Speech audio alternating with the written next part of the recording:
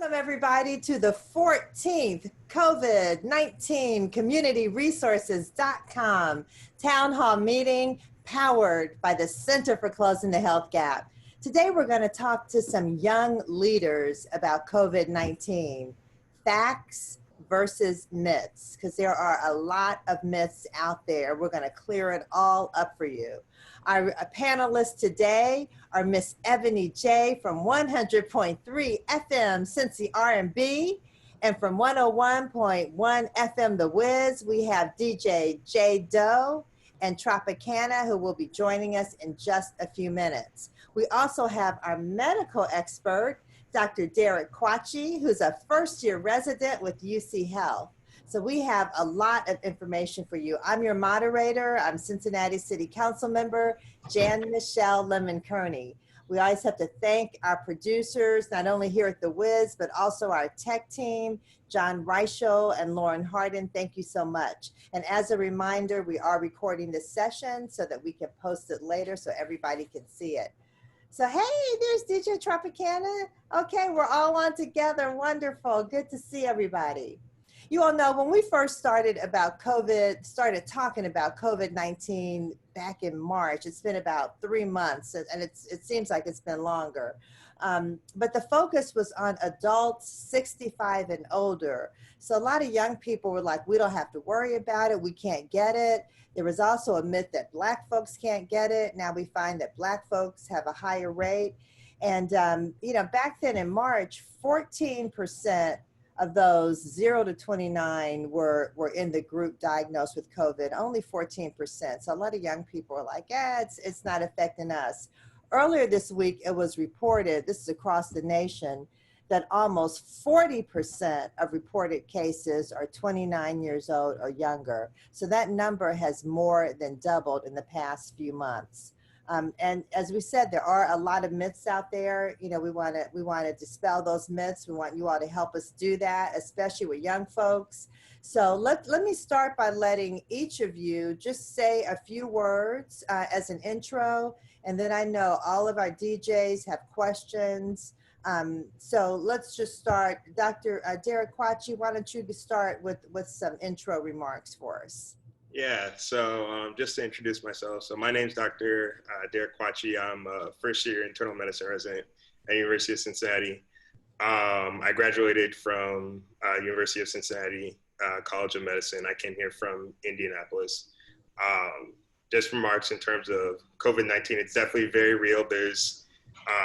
We're still kind of in the woods with this. I know back in March, it was honestly constantly on the news. It kind of calmed down with everything that was going on in the country around June and late June, early July, but it's still out there. It's still very real. I've definitely seen COVID patients in the hospital. I've seen COVID patients pass away in the hospital. So it's very real, it's very serious, and definitely something that we all need to be taking seriously and all need to understand like what's going on and how we can best protect our health.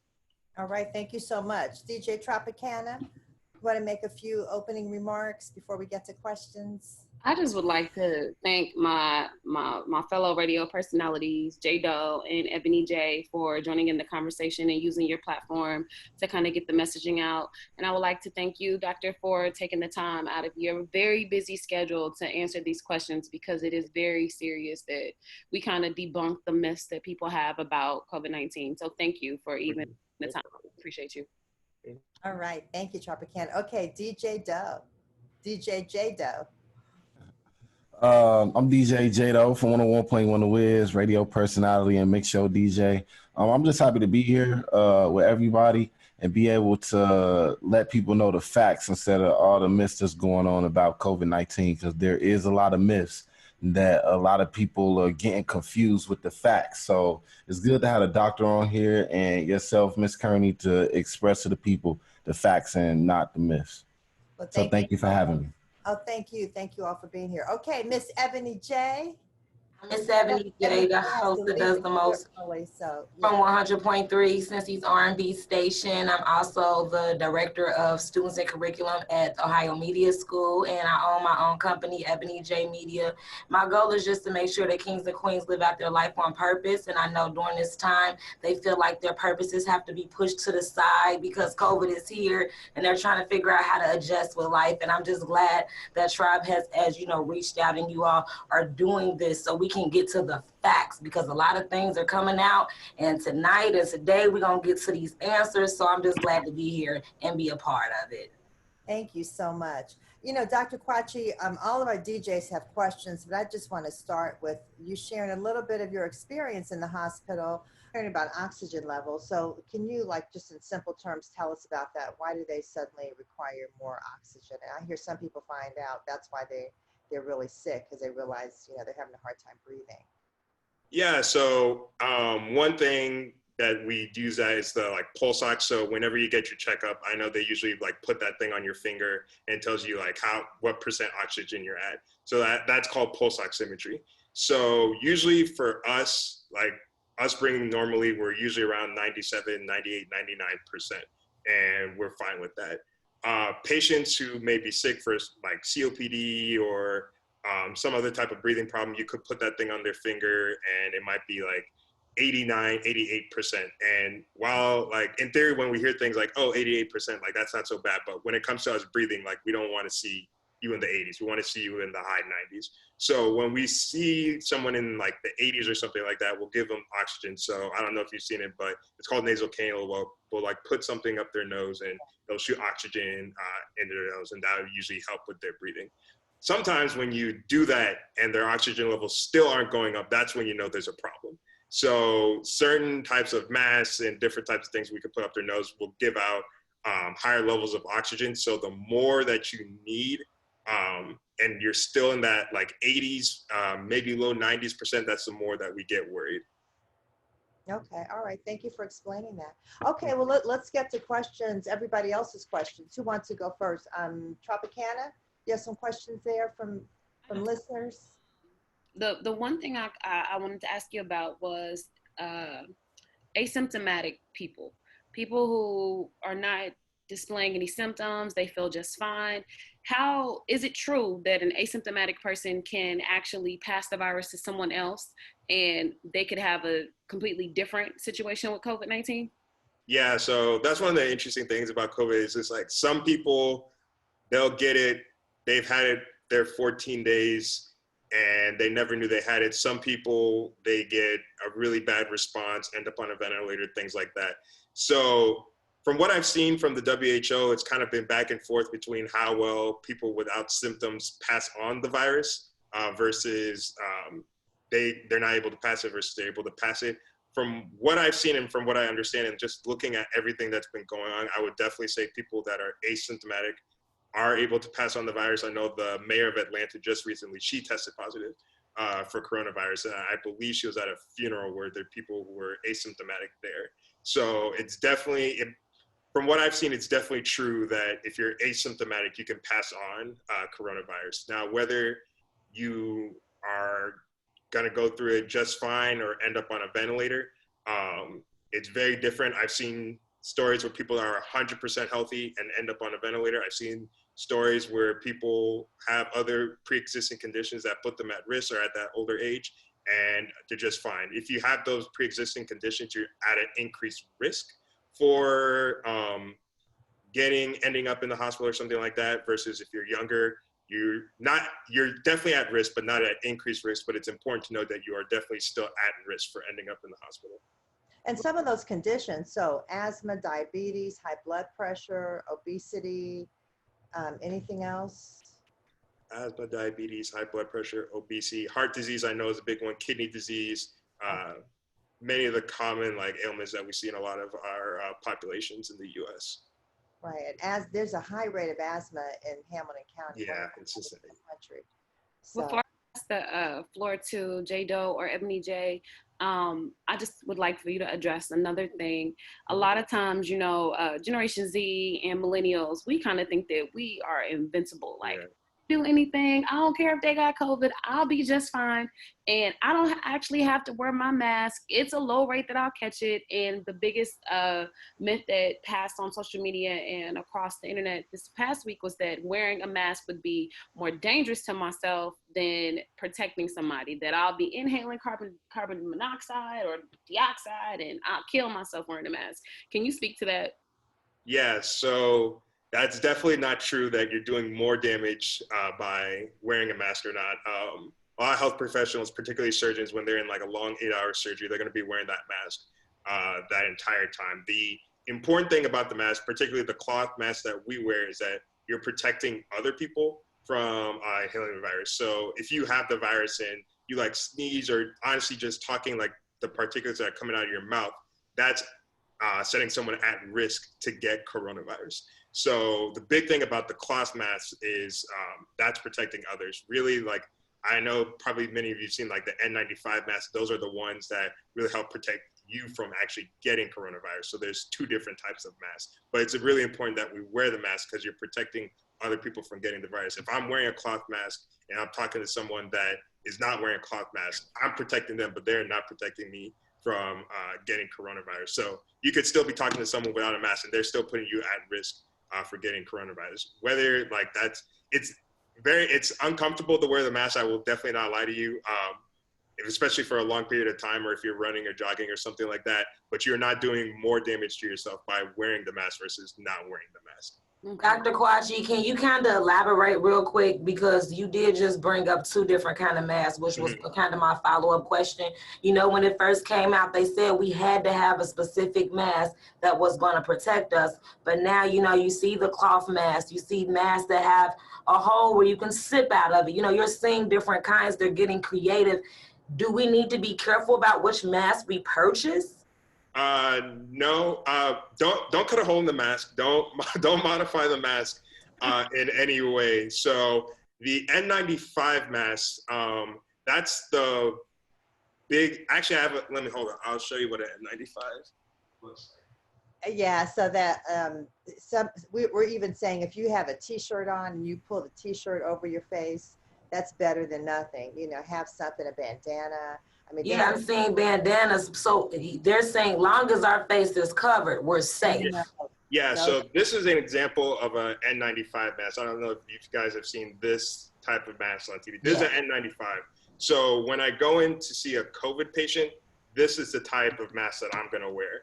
And this is another example of an N95. Now, there are different sizes for the N95, and you have to get specifically fitted. So I know you've probably heard the story, like you have to shave your like facial hair and stuff like that for men, just to make sure you're getting a proper seal on the mask, because this one's generally tighter, and this is what's protecting you from getting coronavirus. But also, like if I go into a coronavirus patient room, I can reuse this 5 times. After 5 times, I have to put it away. I use it essentially too much. The cloth masks and the bandanas and stuff like that, that's not particularly protecting you from coronavirus. It's protecting you from spreading it. So that's the big difference between the masks. I don't think there's any type of, do I need to buy like X amount of masks versus like Y amount of masks? It's important that you're wearing masks. It's kind of like it's a community project essentially. If person A is wearing a mask and person B is wearing a mask, we're both protecting each other from getting coronavirus. If one person is not wearing a mask, they're not protecting you from getting coronavirus. So that's the big thing, is that we need to be wearing those masks to prevent the spread. Dr. Kwakye, I know a lot of people are concerned like about the numbers. The numbers are spreading, like more people are getting the coronavirus. And we know it's due to a lot of people, well, tests being more available to people versus before. Do you think that that this is the second wave and that it could possibly get bigger than this? Or prior to this, there was just as many people, but a lot of people weren't able to get tested? So that's a big thing. From all intents and purposes, I would say we're kind of still in the first wave. To be honest, I feel like we never got out of it. People, I think, were so excited to get things reopened, and it's kind of been a domino effect. Like we saw things really get reopened in Georgia and Texas and stuff like that, where things were getting warmer. And I feel that a lot of our politicians had definitely a lot of political pressure to open things up faster than they wanted to. We saw people protesting, we should be reopening, we should be reopening, we should be reopening. I feel governors in certain states felt that they were going to lose a lot of political backing if they didn't reopen fast enough. Right. So I feel like they opened up too soon when we didn't really have it under control.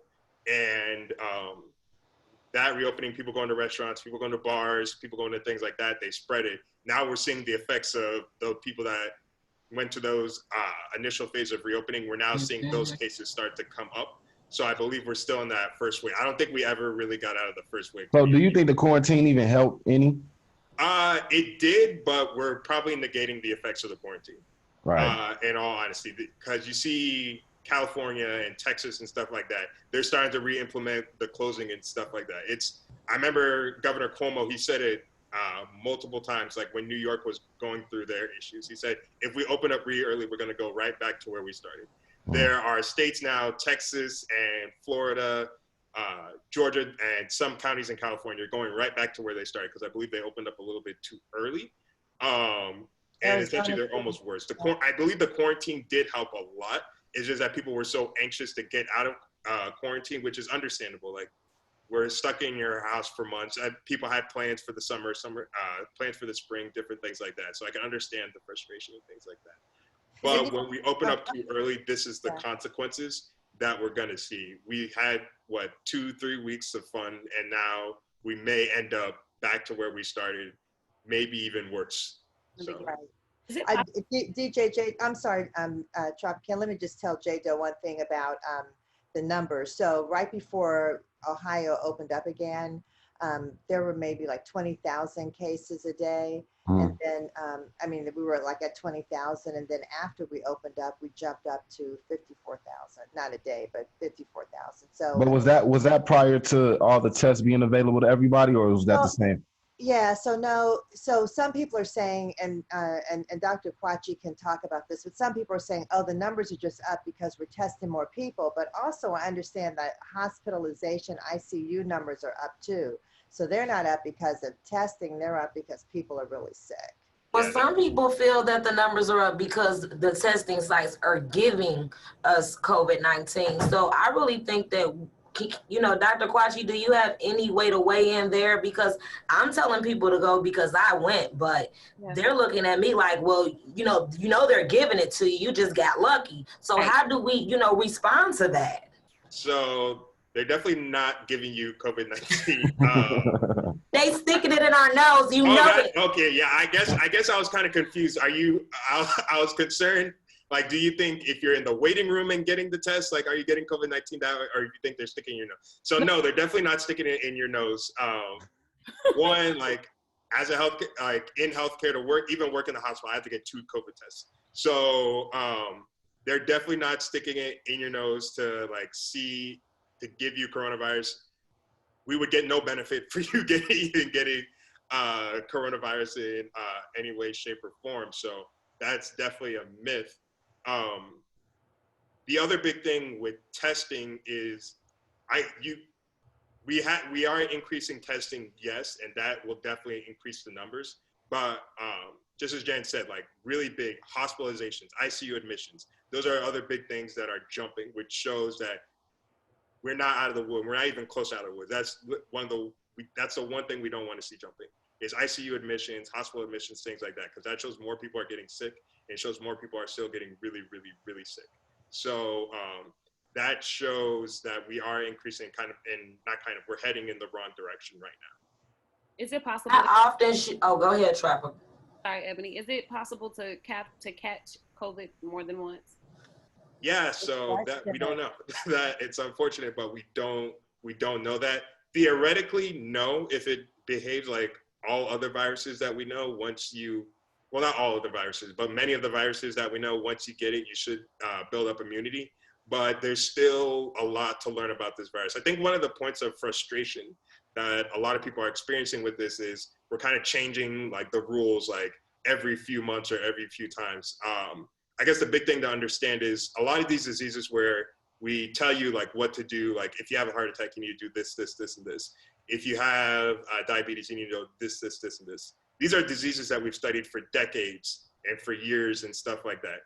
we're learning new things about coronavirus every few weeks. So there's still a lot to learn about this virus. I think there's a lot of frustration that we don't have all the answers, but it takes a long time to learn all the answers about diseases. To be honest, a lot of diseases, we still don't have all the answers. We're still learning new things. So for a virus that's completely new and that behaves as irregularly as coronavirus, it's definitely very difficult to understand what all is going on. Theoretically, you would think that we wouldn't, you shouldn't be able to get coronavirus a second time after you already had it. But at this point, we can't come to that conclusion. We can't make that promise. And haven't we had some patients who actually have gotten it a second time? I mean, I've heard that yeah, there's some proof out there that people actually are getting it a second time. Yeah, I've seen stories about people getting it a second time. I know in South Korea, there was a pocket of people who tested positive a second time for getting coronavirus. So I would not say it is out of the realm of possibility that people could get coronavirus a second time after already having it, which shows the strong importance of making sure we're doing the right things, like wearing a mask. If you are sick or have any symptoms of coronavirus, you're getting tested, quarantining yourself, protecting other people. So, Right. Ebony, yes, because, okay, so I'm not trying to be funny, but, you know, I went to get tested, right? Boom. Then I had to go to work. After I went to work, I got my test. They said I was negative. My question is, I just went to work.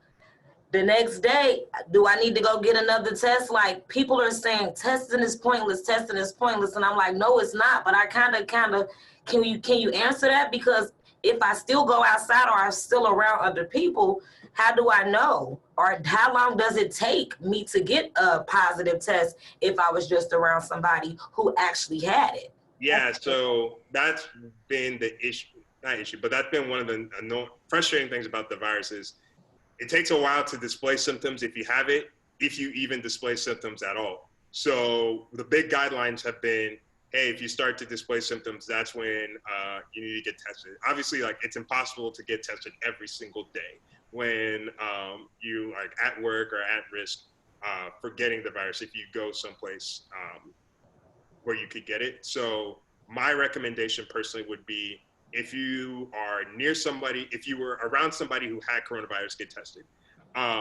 If you're at work, you're not around someone who may have, that you know for sure doesn't have coronavirus, or anybody who may appear sick or something like that, I think you should be fine. I don't think you have to get tested like constantly going to work, going to the grocery store, different things like that. If you have symptoms like cough, fever, muscle aches, sore throat, like that, definitely I would get tested in that aspect. But there's no way of saying, like, I can't tell you to, oh, I just went to work today, I need to go get tested again. So it's kind of get tested, see that you're negative. If you have concerns, like I was around someone who would tested positive for coronavirus, or I start getting some of the symptoms of coronavirus, those are situations where I definitely say you would get tested again. Can you get tested too soon? No. So there isn't really a situation, I believe, where you can get tested too soon. I believe if you got tested like Monday, don't get another test Tuesday in that situation. But for the most part, I would say maybe like a 2-week time span at least, because that's usually when symptoms start to arise. No, I mean, like, if I learned that, like, maybe a coworker or someone around me may have had it, and I know I was in contact with them maybe the day before or 2 or 3 days, should I go get tested like right then, or should I wait a couple of days to get in my system? That's what I mean. I would say as soon as you realize that you're in contact with someone with coronavirus, I would get tested. I would get tested, and then if it comes back negative, you should be fine. I think what most people are recommending now actually is, if you are in close contact with someone that had coronavirus, you get tested and then you still self-quarantine for 14 days. So, because you still may end up testing negative, but just as you said, you're concerned you may test positive like a few days later. So there's still that possibility, and you can't be coming back and forth getting tested in that aspect. So as soon as you realize, hey, I may have come in contact with someone with coronavirus, I would get tested. I wouldn't wait a few days for you to maybe get it in your system. because you don't know the time frame of when you're going to test positive or not. So just get tested as soon as you realize that. So it's still, your test can still be positive even though you don't have symptoms, right? I mean, yes, you can still test positive even though if you don't have symptoms. Okay. Ebony and Jado, I know we are like in a professional setting, so we're supposed to just be speaking professional, but I would like to just be frank and ask a question. Please, yes. If it's just me, but every time I'm around like a DJ, i.e., that might be in the club or, you know, on the scene, or if I go into like a lot of people or hang out with people, when I come home, like, I feel like I might have COVID every time I get back home. Like, Me too. Yeah. so you're saying like we should not go get tested on a consistent basis, but like, I come home, I sometimes feel like I have a sinus infection just because I've been in the house the majority of the summer. Then when I come outside into the elements, it feels the same. So how can we tell the difference between like maybe being a hypochondriac or possibly just a sinus infection versus COVID? So that's the frustrating thing, because I definitely feel, especially in the beginning, like any type of cough, I'm like, do I have COVID? So, so the big thing is looking for like the combination of symptoms. So like something like a sinus infection, you're not going to be having like fevers and muscle aches with the cough and sore throat. So when you have like fever, muscle aches, cough, sore throat, a lot of the symptoms that would come with the flu, I don't know if any of you guys have ever had the flu, but a lot of the symptoms that would come with the flu kind of run the same with COVID-19. So when you have a lot of those flu-like symptoms, that's when I would be concerned for COVID-19. Right now, it's been one of the things that been kind of working in our favor is that we're not in flu season yet. But when we get in the flu season, it's going to be very, very difficult to tell the difference between, do I have the flu or do I have COVID-19? Because this thing is going to be, this thing will be around for flu season. I can guarantee that. So it's paying attention to having a lot of those flu-like symptoms. And then I don't know the particular hotlines for UC, but honestly, getting in a hotline, talking to a doctor, saying like, hey, these are my symptoms. Do you think I should get tested? There's always people to ask for COVID-19. I know in the beginning, there are a lot of hotlines were blowing up and different things like that. But talking to another physician, explaining your symptoms and different things like that, should I get tested? Is another way to kind of help clarify, help ease you if you're feeling that, hey, I'm having some symptoms, should I get tested? Okay. Dr. Now I'm sorry, Jada, let me just ask you this, because another symptom, two symptoms I hear are loss of smell and loss of taste. Are those common? I don't know how common they are, but I definitely know those are real symptoms of coronavirus. Actually, like one of my colleagues, he talked to me about it.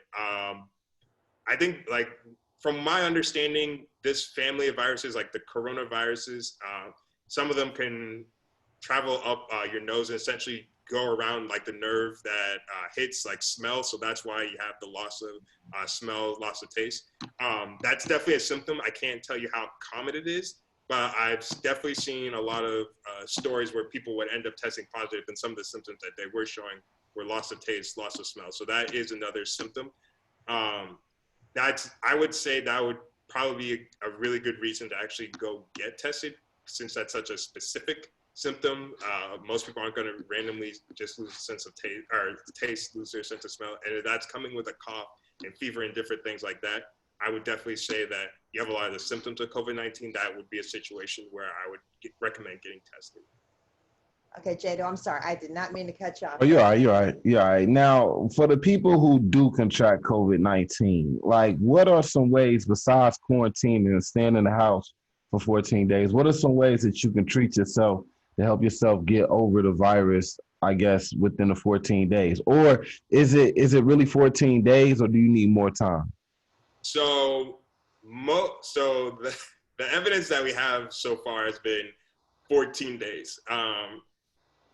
That I feel like that can vary since we're learning a lot of new things, but for the most part, we're saying 14 days.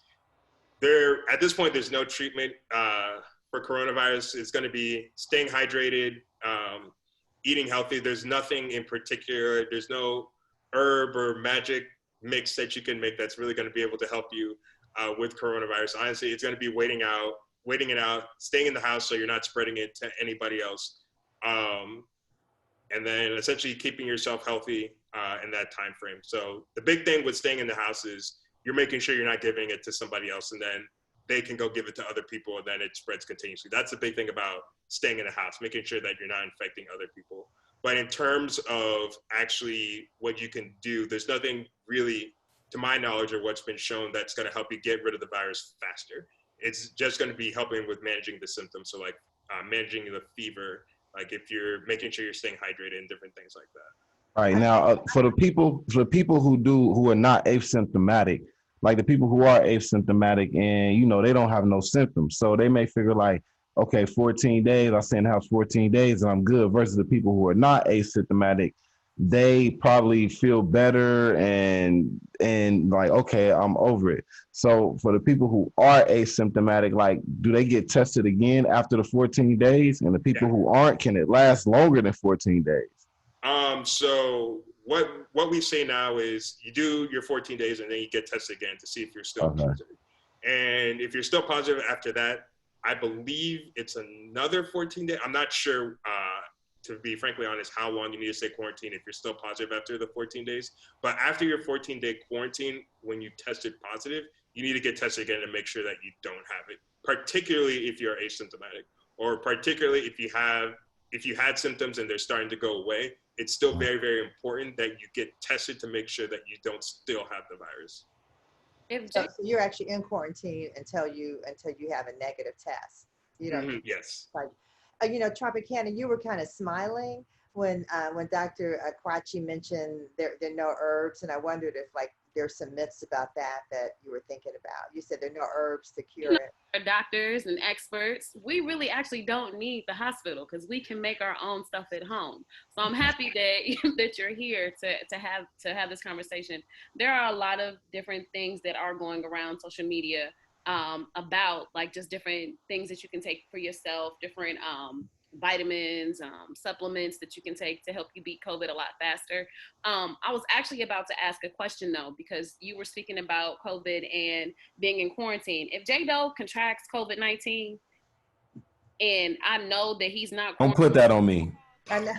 A hospital, or do I call the police? Who do I tell if I know that he's supposed to be in quarantine and he's out spreading the virus to people? Shoot, that's actually. So you would call the health department. I was about to say the health department. Given the current climate, definitely not the police.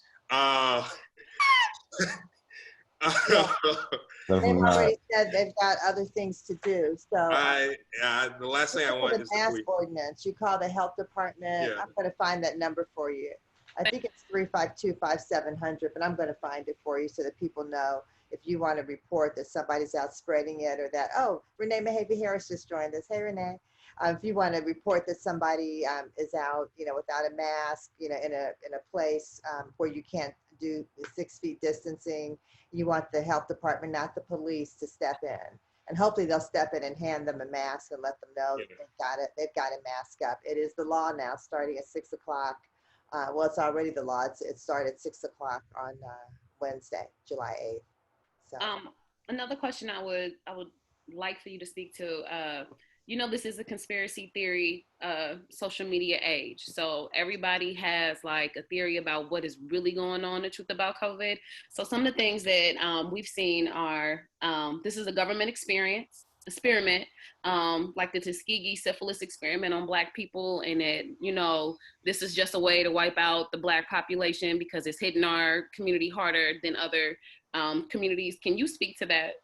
Yeah, so this isn't a government experiment at all. What's really hitting us in terms of spread, it's essentially been the culmination of a lot of health inequities and the social inequities that have hit our population particularly hard. Housing disparities, how we're forced to live in these close quarters where you can't quarantine yourself.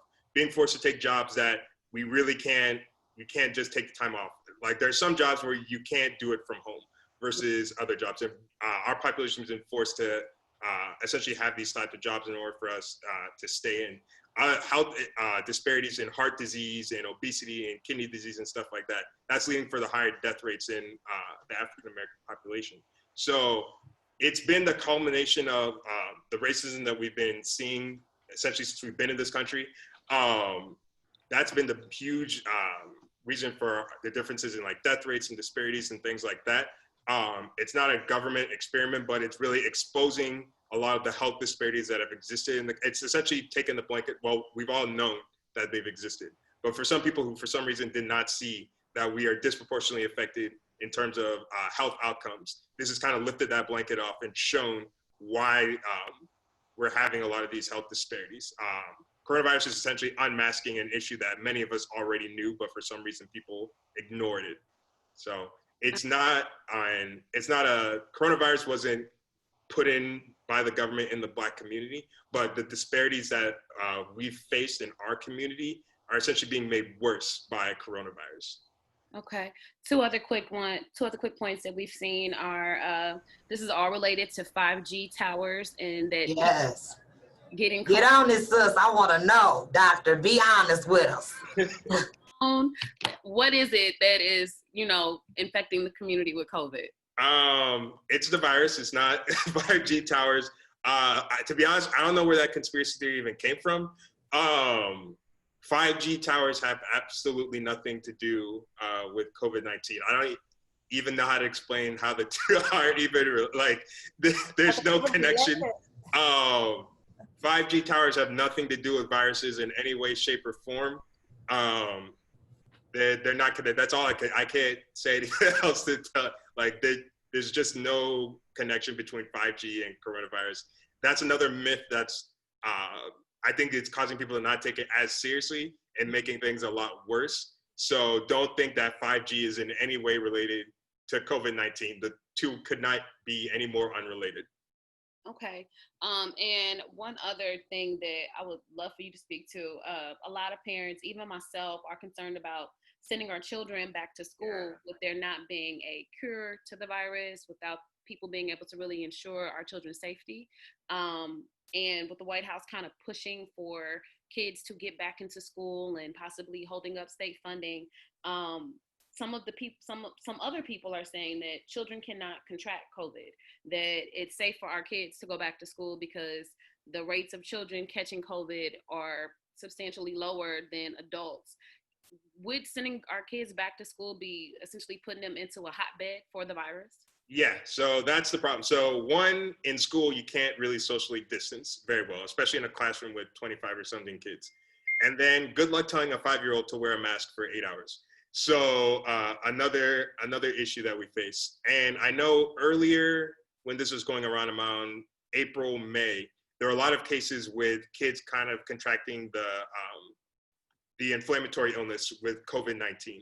So that's another issue that we kind of just swept under the rug once things started heading under the summer. Like that's still a possibility out there. And then two, there is a chance of kids getting COVID-19 in school and then bringing it back to their parents or grandparents or whoever they're living with. So it's still a hotbed for them getting COVID-19. Kids can get coronavirus. That's a huge myth that I think people aren't understanding. Kids can definitely get it. Kids can be harmed by it. Kids can die from coronavirus.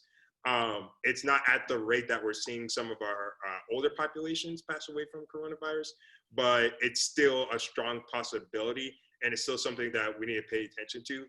Whether it's kind of a hard call between whether we want to send kids back to school or not, purely because there's a lot of issues with, okay, our kids are going to suffer from falling behind in school if there's no school, particularly those who don't have easy access to remote learning, versus the health of a student when they go back to school. So it's kind of been this huge give and take in between. So I personally, I don't feel that it is, until we start to figure a lot of things out, particularly this inflammatory disease that a lot of kids were popping up with in New York. I feel like there are a lot of answers to coronavirus in kids that we don't necessarily have the answer to.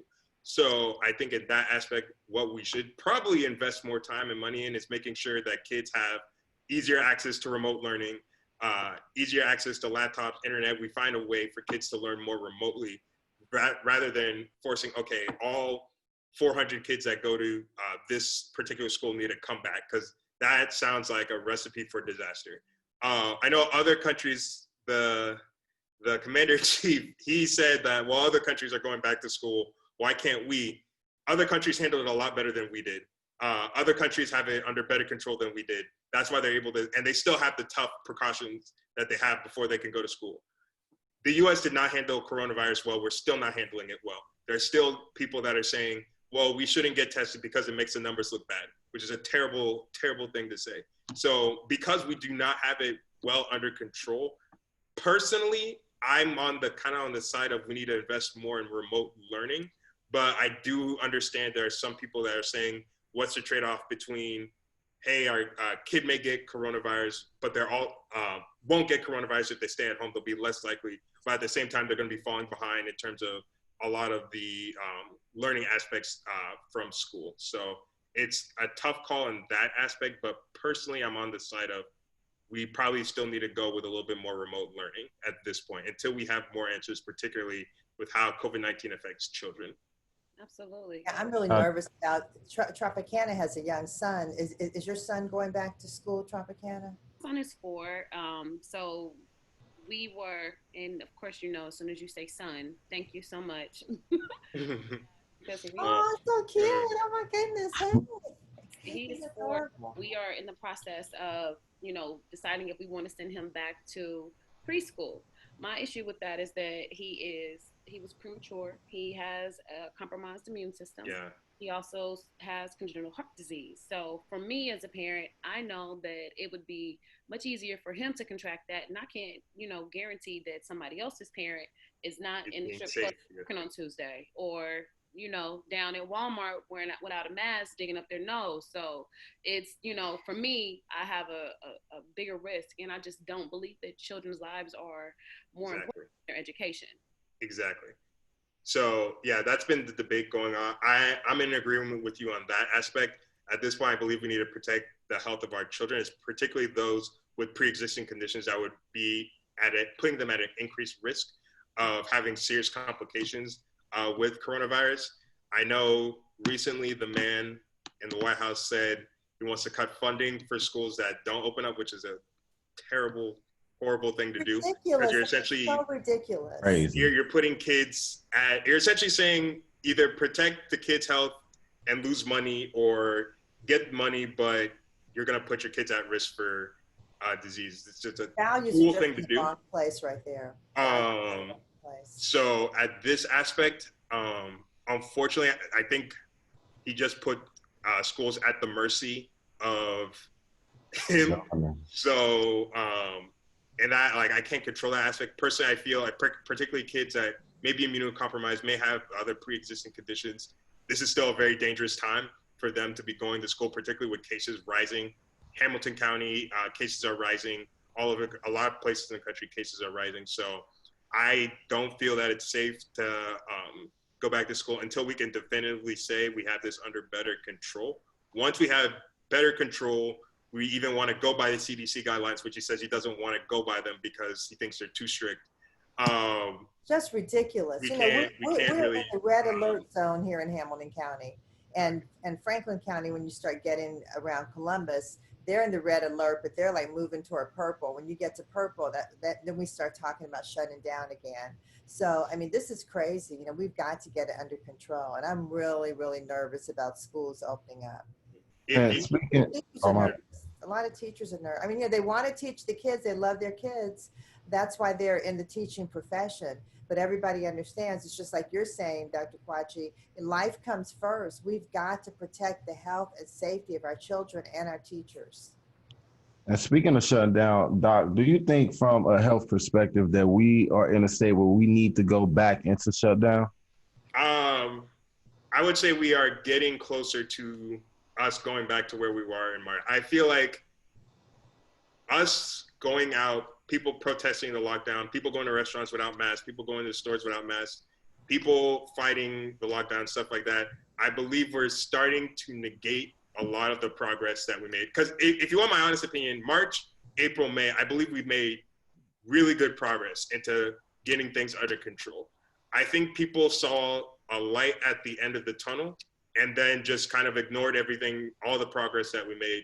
So I think we are heading in a direction where we may need to shut down again. I feel like things are just getting a little bit too crazy in terms of like just the cases rising and stuff like that.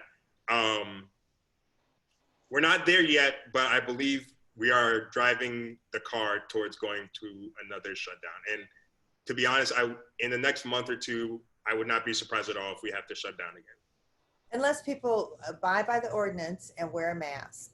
You know, if everybody wears a mask, that could really help us a lot. And so don't you think, I mean, if everybody wears it, so you're not only protecting yourself, you're protecting those around you. Yes. Right. One other question I would like to ask, outside of wearing a mask, outside of social distancing, outside of washing your hands, what are some things that we can do in our community? Because like you said, there is definitely a social disparity between our community and others. What are some of the things that we can do to perhaps have preventative measures from contracting COVID, or just ensuring that the virus kind of takes a curve? Yeah, so other than a lot of the things you just mentioned, I think the big thing is going to be education. So educating people about, just through things like this, facts versus a myth. I think one of the things that hit our community particularly hard is that we started believing all these myths, like Black people can't get COVID-19. I feel like in the beginning, like people were kind of lax, oh, we don't get it, we can still do all these different types of things. I believe I don't even know where that came from. Why wouldn't we get it? I think that came from when a lot of the celebrities were getting COVID-19. It was usually huge news, like, oh, Tom Hanks got COVID-19. Oh, like his wife got COVID-19. So we were seeing all these white people in the news get COVID-19, but there wasn't really any Black people in the news getting COVID-19. Now, if you think about it, if I get COVID-19, it's not going to be on the news. Oh, Derek got COVID-19, right? Or different things like that. So we weren't seeing it on the news that Black people were getting COVID-19. Honestly, when Idris got COVID-19, I think that's what people started to realize. Right. Like, oh, unfortunately, that's what it took. But because even when Rudy Gobert got it, people were like, oh, he's half Black. That doesn't count. So Idris is black. So we was like, yeah. Now when Idris got it, I think that's what people understood. Oh, Black people get COVID-19. So I think that was kind of the train that started, that helped set up these disparities. Now, there are a whole bunch of other things that happened. And then when the reports started coming out, that's when people were like, oh, shoot, this is really bad now. But I think the big thing is education, kind of dispelling these myths about COVID-19. I think, again, really emphasizing the point about social distancing. I don't know if you guys saw the video from Atlanta, but at the pool party, but that was really bad. That was a hot mess. That was a hot mess for COVID-19. So different things like that, and really making sure people are getting good facts. I think a lot of things on Facebook, people are taking more advice from people on Facebook with, oh, like if you wear a mask, you're gonna inhale CO2 and die, or you're really inhaling the virus, or different things like that. Yeah. I think a lot of people are taking that to heart, and it doesn't matter who you are. If you have COVID, if you believe those myths and you believe COVID-19 is not a thing, they're gonna give it to someone who took all the precautions that they needed to take. But if that person that took all the precautions gets in contact with someone with COVID-19 that doesn't wear a mask, they're infected now. And even though they took all these precautions now, they have COVID-19 still. So it's really important that we understand that this is a community effort. People need to understand I can do everything, but if my neighbor's not doing everything to help protect me and help protect others, it's still gonna be a problem. So other than the social distancing, other than washing our hands, other than like getting tested if you have symptoms and quarantining, it's going to be educating the people in terms of knowing, okay, like this is real, this is what you need to do, and different things like that, and getting them to take it seriously. And Dr. Kwakye, let me ask you, because this is one myth we haven't talked about, but we all kind of laugh about, except people really believe this. People have called our office to say, what combination of water and bleach should I drink? So can we talk about this whole bleach thing? Because your president told people it might work. Okay, so can we just talk about that? Yeah, so I thought people would know better about this. So bleach will kill you if you drink it. It will kill you. It will not be coronavirus that will kill you. It will be the bleach that kills you if you drink it. So don't drink it at all, because then you're going to be in the hospital because of from bleach poisoning. So no, that will not protect you in any way, shape, or form. the water isn't going to even help protect you from the bleach. So no, don't do it. I didn't think people were taking that seriously, but unfortunately, it sounds like people are. Don't drink bleach. That will kill you, and that will kill you very fast. So yeah, don't do it. That's the myth. That's just wrong. That's not a myth. That's just wrong information. Yeah. So J Doe and Tropikana, what other crazy myths are out there? Are there any myths we really need to make sure we get out there and dispel? They're hearing a lot of stuff. This is one thing that I'm not for sure. I've seen a lot of people talk about this. I'm not for sure if it's true or not. It's COVID-19. Can the COVID-19 be a sexually transmitted infection? Yeah, so I'm not 100. I've seen studies where it has been in men's like semen, but other than that, I'm not 100% sure on how safe it is to have sex if you test positive for COVID-19. I definitely know, like, if you're breathing on someone and you have COVID-19, you're going to give it to them. Right. But whether it can be sexually transmitted, I don't know all the data on that, but I have seen studies where it was found in some men's semen. So theoretically, like, it could technically be a possibility, but again, it's one of those things where, like, it's one of those things that we're still learning more about COVID-19. So I actually I can't give you a definitive answer on that aspect. Right. I mean, I figure with being so close to somebody, that's probably what's going to be. Exactly. That for sure. Yeah, that for sure. Yeah, that COVID-19 is tricky. We have this conversation on the regular about how you guys are ruining the population. So maybe you as men just need to quarantine by y'all. Women could not live without us. She's like, men just quarantine. Wow. Any other facts? So we talked a lot about myths. Are there any other facts that we need to make sure people know? What else are you all hearing that, you know? Is there a difference between rapid testing and their ability to bring back a correct result versus the testing that you get in the hospital that takes much longer? I wondered about that too. Yeah. We had one patient, I believe, back that we rapid tested, and his came back negative, but we're still pretty suspicious for him getting COVID-19. So we did the slower version of the test. There may be a higher incidence of like a false negative rate in the rapid testing. I'm not 100% sure on it. The rapid testing is kind of for like, we need a test now, but you're low suspicion for COVID-19. I don't know the exact data in terms of how accurate one is versus the other. But at least from my personal understanding, I believe the one that comes back a few days later, that one is more accurate compared to the rapid testing. I see Renee Mahaffey-Harris is on the line. I wonder if you could unmute, and because Tropikana's question is a real good one. And I wondered about that too, because there are a lot of pop-up testing sites that are happening now, which is great. Thanks to Cincinnati Health Department. National Guard is coming in to help test.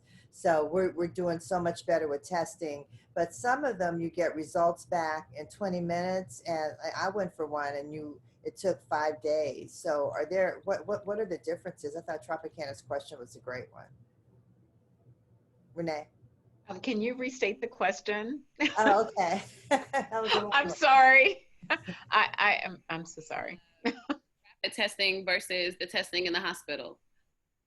I'm sorry, testing at all? The difference we're between the hospital and the types of testing at these pop-up sites. For example, some of the sites you can get your test results back in I think 20 minutes.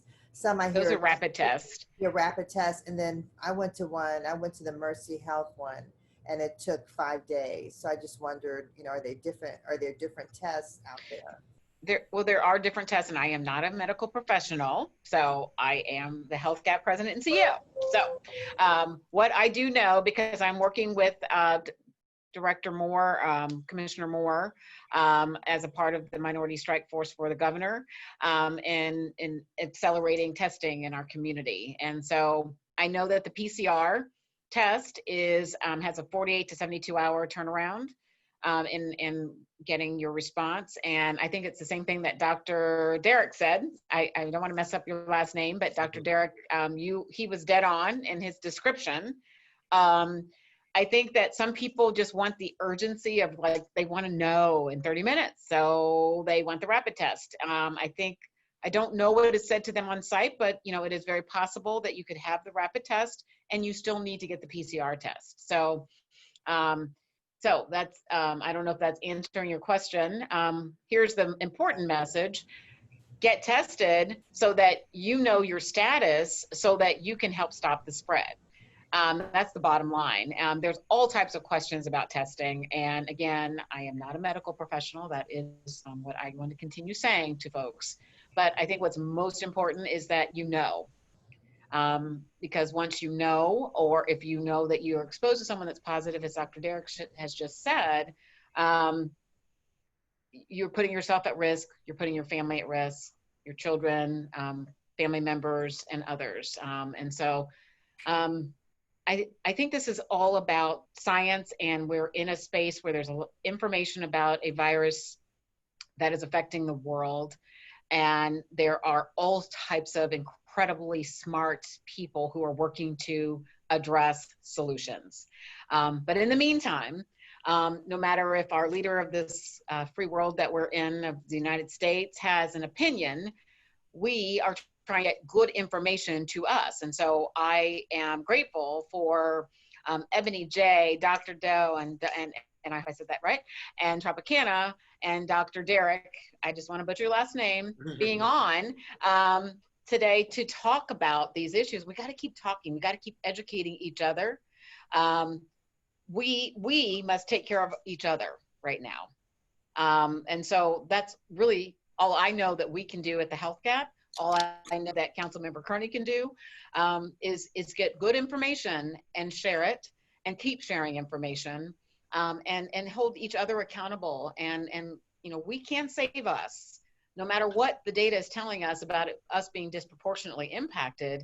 It is up to us to make it urgent for us, and for us to figure out strategies to save each other. There you go. Thank you, Renee. I was hoping that all of our DJs and Dr. Kwakye could make some closing remarks. Just, whatever you want to emphasize or just point out. I just want to encourage everybody, well, now that it's enforced, please wear your mask as much as possible. Wear your mask wherever you go, even if it's to the bathroom, in a public place. Wear your mask, wash your hands, and just please stay safe. And I have one more question. Doc, a lot of people, when they see you out, they always hit you with the "What's up, bro?"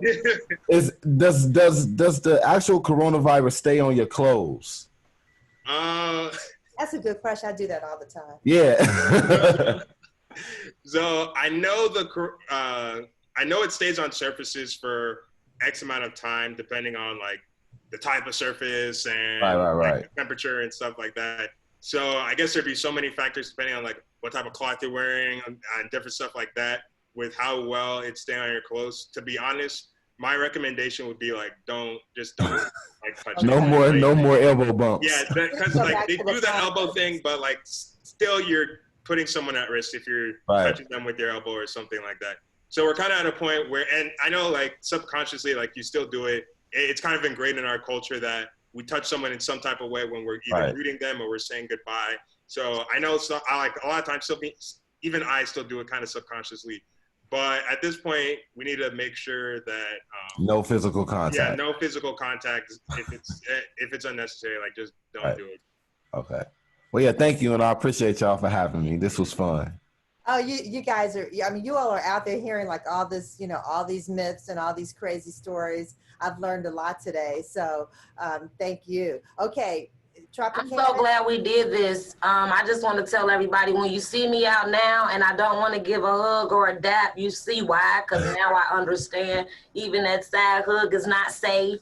But wear your mask, and wear your mask. And I'm kind of glad what Jado said, just wear them all the time, because I really have been very forgetful with getting out the car and just running thinking I can do this. We can't.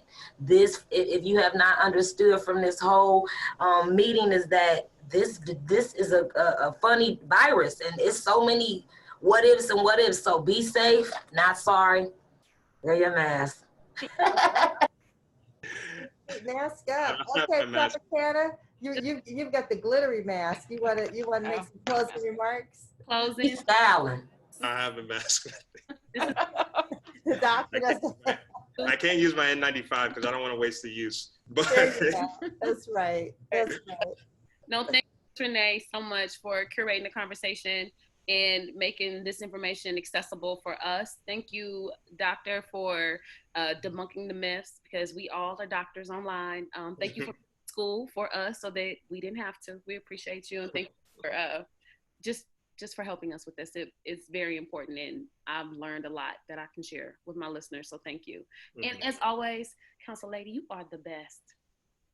Well, I appreciate you all because you all are out there talking to everybody. So you're so important to getting the message out. And we just really appreciate you. You guys are great. Dr. Kwakye, you too. Thank you for everything. And Renee Mahaffey Harris, thank you to the Center for Closing the Health Gap for powering us up for the 14th Town Hall meeting. So everybody, don't forget to go to COVID-19 communityresources.com. You'll be able to see this whole broadcast again and get all the information you need. You can talk directly to doctors. You can find out ways your group or you individually can help our community. So much information. So please don't forget COVID-19 communityresources.com, and we'll see you again soon. Thanks, everybody. Thank you.